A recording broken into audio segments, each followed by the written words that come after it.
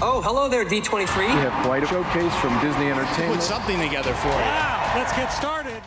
और public welcome back. ये है आपका अपना कॉमिक्स वाला D23 का एक इवेंट बस लास्ट वीकेंड ही हुआ था और मार्वल ने एक से बढ़कर एक अनाउंसमेंट किए हैं। सबसे बड़ी खबर ये है कि मार्वल में जो अपने रॉबर्ट डाउनी जूनियर हैं वो वापस आ गए हैं। किस लिए आए हैं? डॉक्टर डूम के रूप में अगले 2 एवेंजर्स मूवी के लिए। और अब इसके साथ साथ वो अपने ओरिजिनल आयरन मैन रोल में भी वापस आएंगे। 616 यूनिवर्स से कुछ स्पेशल चुतियापे लिए हम लोगों ने। अब ये सब ब्रेक डाउन करेंगे और ट्रस्ट में इतना कंफ्यूजिंग नहीं है जितना आपको लगता है, लेकिन वैसे बहुत ज्यादा कंफ्यूजिंग है। और अगर आप चैनल को सब्सक्राइब नहीं करोगे, लाइक नहीं करोगे और ये सारे नाटक नहीं करोगे तो कंफ्यूजिंग रहेगा। उस्ताद मालताल कहां से मिलेगा आपको? हम देंगे ना। इस पास्ट वीकेंड D23 में टेलर्स का एक भंडार आया था। मार्वल ने बहुत सारे टेलर्स ड्रॉप किए और मैं अभी अभी उन सब पर काम कर रहा हूँ। इतना काम कर रहा हूँ उस्ताद कि मेरी हालत खराब है। अब मार्वल के सारे ट्रेलर्स के बीच एक बड़ा अनाउंसमेंट भी था। क्या अनाउंसमेंट था? बॉब आइगर डिज्नी के जो सीईओ हैं और केविन फागी, इन्होंने क्या बोला? ये रिवील किया कि डिज्नी और मार्वल रॉबर्ट डाउनी जूनियर को वापस ला रहे हैं अपने ओरिजिनल आयरन मैन रोल में 2 अलग प्रोजेक्ट्स के लिए जो अगली मूवी के साथ साथ होंगे। पहला प्रोजेक्ट है स्टार्क फ्लाइट लैब जो टोनी स्टार्क के नाम पे रखा गया है। ये एक नई अट्रैक्शन है अवेंजर कैंपस में जो डिज्नीलैंड, डिज्नी वर्ल्ड और बाकी सारे डिज्नी पार्क में अवेलेबल होगी। अगर आपने कभी किसी डिज्नी पार्क में विजिट नहीं किया तो बता देता हूँ कि मार्वल मूवी एक्टर्स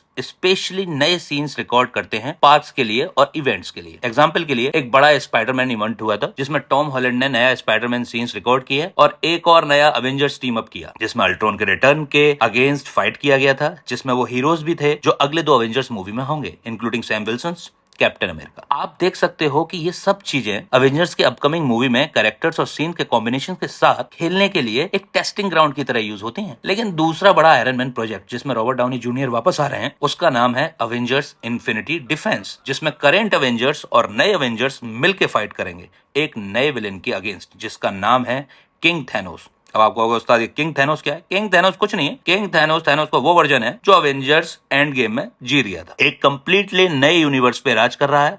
आपको याद होगा किंग थैनोस का आर्ट वर्क कुछ साल पहले रिलीज हुआ था और तब से ये प्रोजेक्ट अंडर डेवलपमेंट था। इस बार किंग थैनोस को काफी टाइम से यूनिवर्स पे रूल करते दिखाया जा रहा है जैसे कि कॉमिक्स में ओल्ड मैन थैनोस होता है, लेकिन इस बार आर्मर वही रहेगा, बस थोड़ा ज्यादा हार्डकोर दिखाने के लिए ड्वार्व्स ने उसके लिए स्पेशल आर्मर बनाया होगा। उसका ब्लेड वेपन भी अवेंजर एंड गेम वाला ही रहेगा। मुझे लगता है रॉबर्ट डाउनी जूनियर का जो नया आयरन मैन कंटेंट आ रहा है वो स्टार्क फ्लाइट लैब वाले कंटेंट से थोड़ा छोटा है, लेकिन ये इन्फिनिटी डिफेंस थैनोस का प्लान एक लॉजिकल एक्सटेंशन जो अवेंजर्स इन्फिनिटी वॉर के टाइम पे था। पहले थैनोस सिर्फ हाफ यूनिवर्स को स्नैप करके खत्म करना चाहता था, लेकिन बाद में उसने डिसाइड किया कि पूरे यूनिवर्स को वाइप करके अपनी इमेज में दोबारा क्रिएट करेगा। इसमें मल्टीपल बैटल्स होंगे किंग थानोस और उसकी फोर्स के अगेंस्ट इन्फिनिटी वॉर स्टाइल में। बैटल्स डिफरेंट लोकेशन पर सेट होंगी जैसे वकांडा, न्यूयॉर्क सिटी और अपना एसगार्ड, मतलब ओरिजिनल एसगार्ड ना कि न्यू एसगार्ड। एक आध दिल्ली विल्ली में भी करवा लेंगे अगर अपना बस चला तो। बात करते हैं केविन फागी से।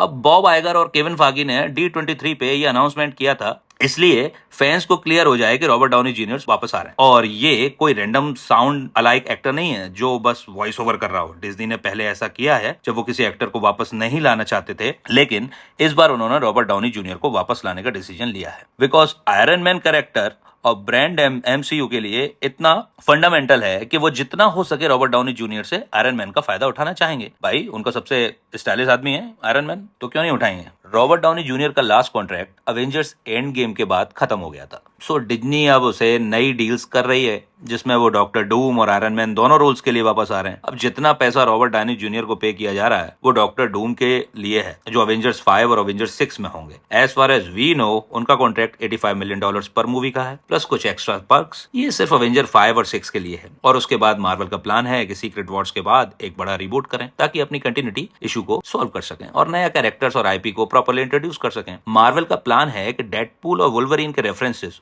और पुराने मार्वल फेज 1 से लेकर फेज 6 तक जो भी कंटिन्यूटी थी उसको सीक्रेट वॉर्स के बाद एक फ्रेश स्टार्ट दिया जाए। सब कुछ रिबूट करके नई ऑडियंस के लिए सिंपलर और क्लीनर बनाने का प्लान है। इसलिए अब जब सीक्रेट वॉर्स के बाद का जो मार्वल यूनिवर्स कंप्लीटली अलग होगा और मार्वल फेज 7 से लेकर आगे तक के लिए सब कुछ डिफरेंट नजर आएगा आप लोगों को। तो जितना भी रॉबर्ट डाउनी जूनियर का आयरन मैन स्टफ है वो सिर्फ डॉक्टर डूम के साथ काम करने का एक छोटा हिस्सा है। और हाँ, ज्यादा सरप्राइजिंग ये है कि वो 616 यूनिवर्स के आयरन मैन के रूप में वापस आ रहे हैं जिससे वो स्टार्क फ्लाइट लैब और अवेंजर्स इन्फिनिटी डिफेंस में दिखाया जाएगा। जो अब तक मार्वल ने अवेंजर्स कैंपस में किया वो एक कंप्लीटली अलग यूनिवर्स में सेट था जिसमें अलग सूट्स और कॉस्ट्यूम्स थे जैसे अवेंजर्स इन्फिनिटी वॉर के टाइम पे थे, टोनी स्टार्क अवेंजर कैंपर्स में एक अर्लियर आयरन मैन आर्मर पहने हुए दिखते हैं जो मूवीज के आर्मर से अलग था। इन्फिनिटी डिफेंस के सीन्स में हल्क एंड गेम वाला सूट पहने हुए हैं। शूरी एज ब्लैक पैंथर दिख रही है, लेकिन आयरन मैन का आर्मर एज ऑफ अल्ट्रोन वाला लग रहा है, नॉट एंड गेम आर्मर। ये सब डिज्नी पार्क्स वाले अपने कैरेक्टर्स के साथ अपना काम करते हैं, जिससे मूवी मेकर्स को कंटिन्यूटी के इश्यूज की टेंशन नहीं लेनी पड़ती। लेकिन रॉबर्ट डाउनी जूनियर के साथ जो नए आयरन मैन सीन्स हो रहे हैं वो मूवीज के टाइम के साथ साथ लिंक्ड है, ताकि फैंस को एक्साइटमेंट और सिनर्जी मिले। और हाँ, अभी डेडपूल भी डिज्नी थीम पार्क में वुल्वरीन के साथ दिख रहा है, स्टोरी टाइम और फनी स्टफ करते हुए। अगर आप डिज्नी पार्क्स विजिट करते हो तो आप एक वर्जन ऑफ डेडपूल देख सकते हो। अवेंजर्स 5 डूमडे अभी तक स्केड्यूल्ड है मई 2026 के लिए, और अवेंजर्स सीक्रेट वॉर्स मई 2027 में आने वाली है। यही वाली इन्फिनिटी वॉर और एंड गेम वाली back to back release strategy है। अब कुछ लोग ये पूछ रहे हैं कि क्या रॉबर्ट डाउनी जूनियर वापस आयरन मैन के रूप में मूवीज में दिखेंगे, पर अब डॉक्टर डूम का ट्विस्ट आ रहा है भाई, तो मुझे लगता है कि वो मेन आयरन मैन वर्जन नहीं बनेंगे। अगर हम एक अल्टरनेट आयरन मैन देखेंगे तो वो किसी और यूनिवर्स से होगा और एक कंप्लीटली अलग एक्टर होगा, कोई अदावाज, कोई बहुत ही कर्रा आइटम। अब सब सोच रहे होंगे कि क्या Tom Cruise as superior Iron Man दिखाई देंगे। मेरे हिसाब से जो भी अल्टरनेट आयरन मैन होगा वो डाउनी जूनियर का डॉक्टर डूम उसको पेल देगा किसी मूवी प्लॉट में। और फाइनली अभी भी हम D23 मार्वल ट्रेलर्स और कंटेंट पे काम कर ही रहे हैं, जल्दी से अपलोड करेंगे। आपको सपोर्ट चाहिए, सब्सक्राइब जरूर करना और वीडियो को लाइक और शेयर करना मत भूलना। थैंक्स फॉर वॉचिंग, मिलते हैं अपने नेक्स्ट वीडियो में।